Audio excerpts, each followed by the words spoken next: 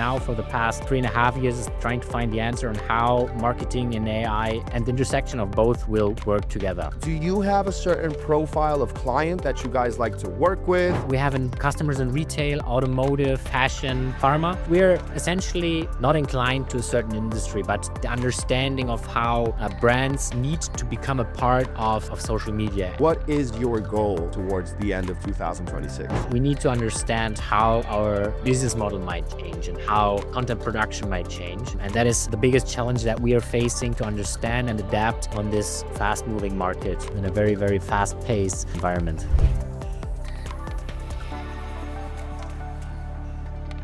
Hey everybody, welcome to the show. My name is Andres Figueira and I'm going to be your host for the day. This show is brought to you by the Global Talent Company, helping fast-growing teams hire exceptional remote talent from Argentina, South Africa, and beyond. We connect companies with world-class professionals who bring skill, reliability, and a global perspective to every role. And just for our listeners, we're offering an exclusive 10% discount on your first hire. All you need to do is visit globaltalent.co, click Start Hiring, and mention the podcast listener discount when we reach out. And today, with me here, I'm speaking with Jasper Börnsen, Head of Innovation and Marketing at JustAddSugar, which is a social-first agency focusing on the sweet spot of strategy, creativity, and content. So with that said, Jasper, it's a pleasure to have you, man. Welcome. Likewise, Andres, nice to meet you. Thank you for having me. Excited to get into any topic that we might get into today. Yes, we are very excited as well. And just so that we can hit the ground running and put the audience a bit more in context, Jasper, would you be able to tell us further about your background, how you came to be Head of Innovation and Marketing at JustAddSugar, and then maybe just what JustAddSugar is in your own words? I've been with JustAddSugar for 5 years now, and my roles have changed throughout the years. I started out as head of partnerships, where we were trying to find the right partners for our businesses, as in agencies and brands and new biz. But after a while, it seemed that technical innovation and the way on how we as an agency have to deal with those new tech and how the touch points with consumers might change, needed an answer for how we will adapt those, or how we change our business model essentially, or if we'd had to. And with that, my role changed very quickly to the representing role, and the role on how do we communicate surrounding JustAddSugar on the one side. On the other hand side is how we deal with those technologies and how we integrate them. And since then, our innovation lab has been born, or has been integrated into our agency, very, very centric about it. So we understand on how at that point, Web3, if that is something you have in mind, Web3 blockchain would be something. On the other hand side, Metaverse, and how that would change how consumers might interact with our product. And the very least now for the past 3.5 years is trying to find the answer on how marketing and AI and the intersection of both will work together. And with that, we have a team of 3 in the marketing department, and on the other hand side, a team of 4 developers on the innovation lab side, and trying to bring that together for the agency and the way we communicate surrounding our services. Wow, you just hit 3 topics that I love and I am crazy about. So if it's Metaverse, blockchain, and AI, I want to hear everything about that. Yeah. So, Jasper, anything you can tell us about how you're looking at marketing and blockchain, how that could intersect in terms of innovation? If I'm looking back and trying to understand on how blockchain might change the way we interact with customers, we always thought that the way of NFTs and maybe the way of benefits and everything surrounding the connection with a customer or a customer group, and how we reward them essentially, would be something that is completely being thought new in a way of how blockchain and the rewards would find its way. For example, how different companies already tried that, as Adidas did with their program. But essentially, after a while, we needed to admit and to recognize that the market is not far enough, or that essentially the customer journey wasn't really affected with it. So back then, killing our darlings, we had to decide to understand, we went down that rabbit hole. We tried our projects. We had some projects with, for example, one of them being Porsche, but needed to understand It's not the way of how the average customer connects with a brand. And the same issue or the same topic was surrounding Metaverse, because if we look back, or if we agree on the Metaverse as being something like a digital space, on the one hand side, and something like the gaming universe always having been there for a while, and people connecting with brands through gaming, maybe streamers and gamers bringing brands into the gaming world, that being something that is essentially always been there and has been growing and is further growing. But the way of how the hype was looking at the Metaverse as being something where everybody would have walked around with their glasses and moving through digital space. Maybe the two of us being in a way somewhat connected through a three-dimensional world there hasn't been in place, secondly. But for the last 3.5 years, we have noticed that the big issue or not the big issue, maybe the big chance, looking at it both ways, with AI being something that will change how we as an agency, how content is produced, how maybe clients are getting contacted, or consumers are being advertised for a product itself. So this has been a big impact for us, and we had a big shift on how we do that and approach that strategically. First of all, let me say, I get what you mentioned about the Metaverse. You're speaking with somebody who has their MetaQuest 3 here charged, and I tried to live that, only that I got too dizzy to be able to have some goggles on all day. But in terms of AI, I am also seeing that shift, and it's super interesting because nowadays it's not just the sponsored search result that you get in Google, but it's the AI SEO that the brands need to be in Reddit and need to be being talked about by regular users for AI to actually pick that up. And being able to understand that and place yourself within that search result that might be pulled out of ChatGPT, Claude, or whichever one of those, it really is a special place to be right now, because companies are getting a lot more hits when they are found that way rather than the conventional SEO from the past. And Jasper, in terms of, well, I feel that JustAddSugar is a very, what's it called, like technology inclined agency. And do you have a certain profile of client that you guys like to work with? How is that filtered when you're looking for your wallet of clients that you want to work? Yeah.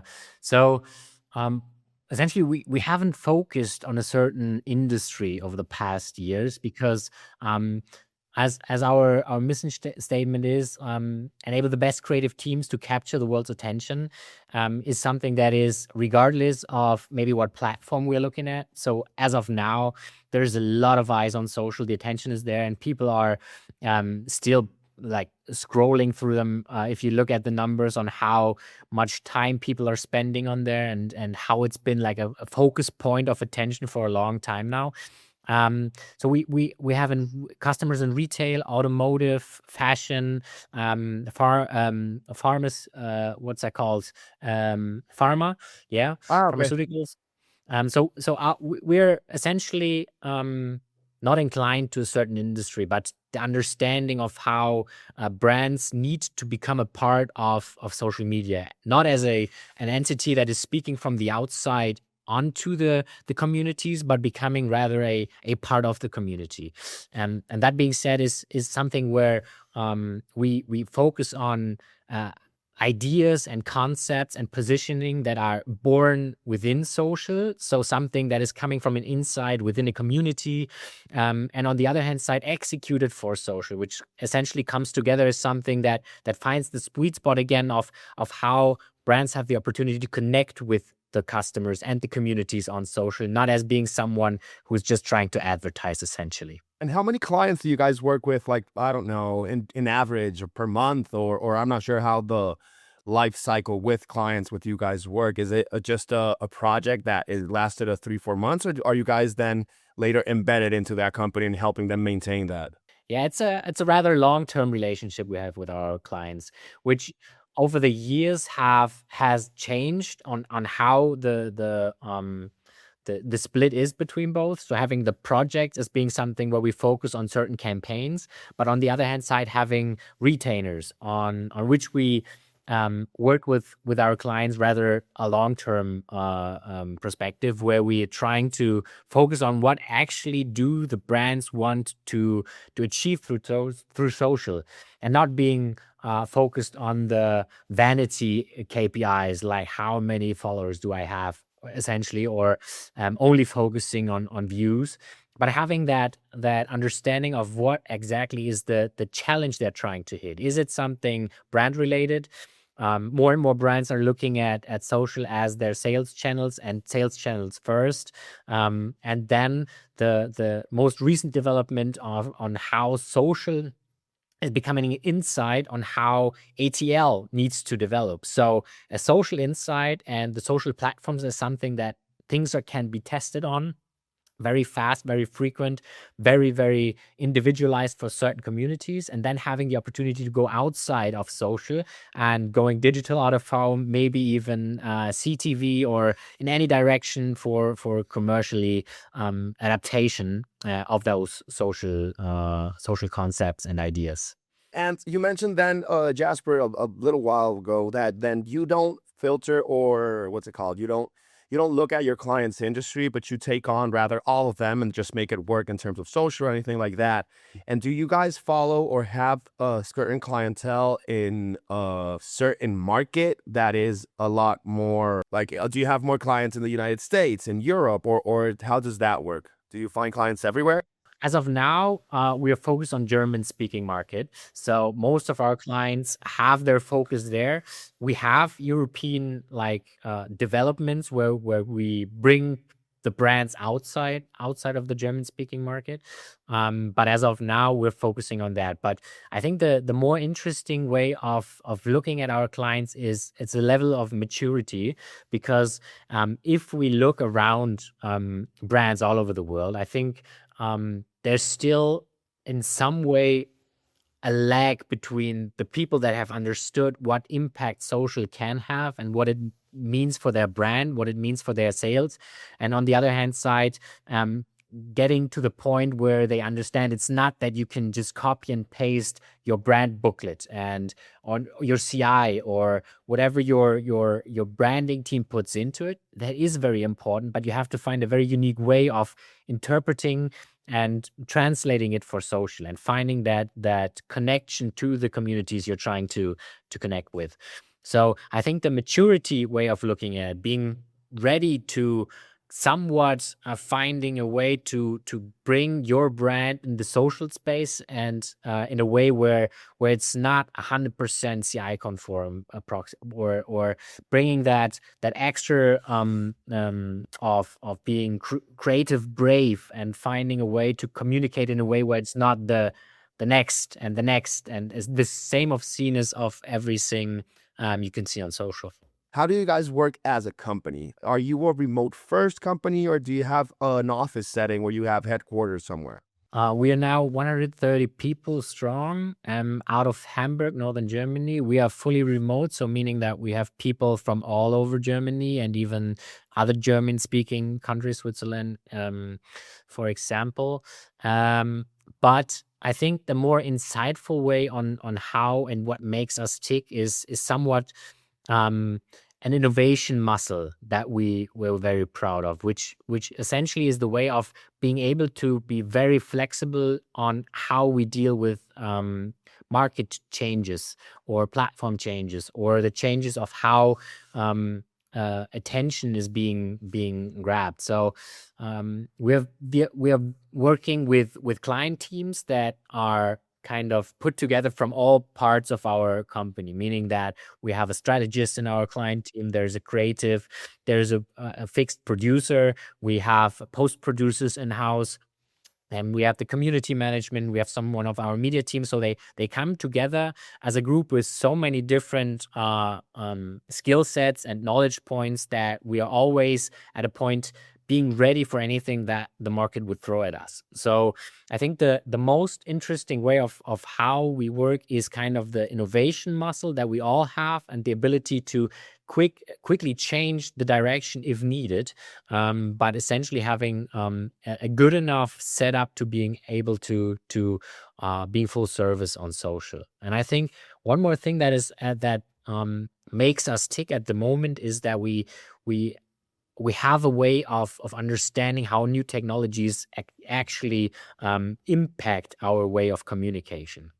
So if you look at social right now, there's a lot of AI slop all over the place, understanding that like communities and that social users are very upset on how the platforms are being, they're being killed by the amount of content, and understanding on where that might help the AI content, how we deal with it, maybe combine it with the traditional way of producing content, and finding again the sweet spot of how we integrate the technology in our communication. And in this way, does the team you guys have, even though it's fully remote, is it located just in Germany, or do you outsource talent other places? Essentially, if need be, we do. Um, if we have to cater to the different markets, if we're talking about Europe, might be Netherlands, for example, or different ones where we've worked together with agencies or freelancers from different places. Um, but we do have a big office in Hamburg. So being the people that come together, and essentially a new office that we're having, which makes our culture being something that we are very proud of, because in a world where companies have to make rules about people coming into the office and setting dates like Tuesday through Thursday, you need to be in the office. We are always full. So we don't have the rules. We bring people together through the culture. And I think that is the most important thing about, if we're talking about teams and how they are staying nimble and staying quick on their feet, is when they come together because they want to, and not because the rules state you need to have the office days during those times. Okay, I love that you mentioned that, because that was literally my next question that I had, and that is, how are you guys able to maintain company culture and elevate it through a remote work setting? So then you have the possibility of the workers going to a physical office and meeting there, even though there are no rules. But are you applying any other types of ways in which you can make the team bond? I think one essential thing is that we always have room for the fun and games, essentially. Uh, I love that. I talked to you about enable the best creative teams to capture the world's attention. The second part is and having a load of fun doing so. So we always have like the both ways of it, of combining that. But the other way around is that I think so 130 people, there's no I'd say barrier, at least in a way where we're not able to talk about stuff, where it's very close with management, where it's very close with a lot of people surrounding the different teams. And on the other hand side, having the opportunity to come together as a company once a year for, I think this year we're going to be together for 3 days in a space with 130 people coming together, talking about the future of the company, talking about where we're headed, where the market is headed, what skills essentially are needed throughout the next years, because that is a thing I strongly believe in, with AI being on the horizon, that skill on demand is something we all have to be ready for, because looking at how LLMs essentially, or Chatty, or whomever whatever platform you're working with, is that we will be able to have any skill we want to a certain degree. Let's say we all are at the maybe 60 to 80% level of a skill set, which I wasn't able to do before. If it's coding, if it's creative work, if it's strategic work, if it's post-production. So especially in the creative and the marketing world, we'll get to the point of being somewhat equal on a skill level. And I think being ready for being that peak to 100, having that speciality, the human spark, the one step ahead of what AI might have put out. So combining that spark with the technology part, being a hybrid essentially, is what the future of the labor market will ask for, I believe. I had another show another day where the guest actually mentioned that they believe in the future, when you're being hired or you're being interviewed for a job, it's going to be more so not just that the AI can do the job, it's the human with their AI and how you can use that AI through your prompting style and how you do things to get them to do what you want. I think that's going to be of value as well. It's understanding how to properly speak to it. Adding to that, I think that is not only for employees the case or people trying to get a job, but rather for companies as well. So looking back with the Innovation Lab again, 2.5 years ago, I was on a stage telling the marketing world or the agency world that we as an agency would never start to develop own tools. And now 2.5 years later, we have a development team and we're building individual tools for our agency. So knowing Wow. that there are so many good tools like Higgsfield and different platforms where content creation is very, very well developed, still knowing that those are developed for the mass markets. So throughout the years, we have come to the point of understanding, and not only understanding, but experiencing that we're getting to, again, somewhat of a barrier on what we can achieve with it, and making like workarounds where we're trying to kind of connect platforms, maybe having different ways of combining things to get to the result we are aiming for. And doing that step to understand, let's bring ourselves in a position where we have tooling that gives us the opportunity to get to that at 100%, which led to our Sugar OS, which is our Sugar operating system, combining the creative world as a generative creative hub. And on the other hand, it's the data part where we combine all the information on the creator end, on the platform's end, on the ad spend, and so having a platform where we bring that together as an entry point for everybody in the company to connect with AI on a strategic level and on the content creation side. And when you have the visibility into those metrics and with AI that is able to digest all the bunch of data that we all have, then you can make the proper strategic decisions and say, this worked, let's reiterate it. This did not work. Why didn't it work? Then just let's stop. But that's the best way to replicate processes that work well. So super happy that you guys were able to create. It's called Sugar OS.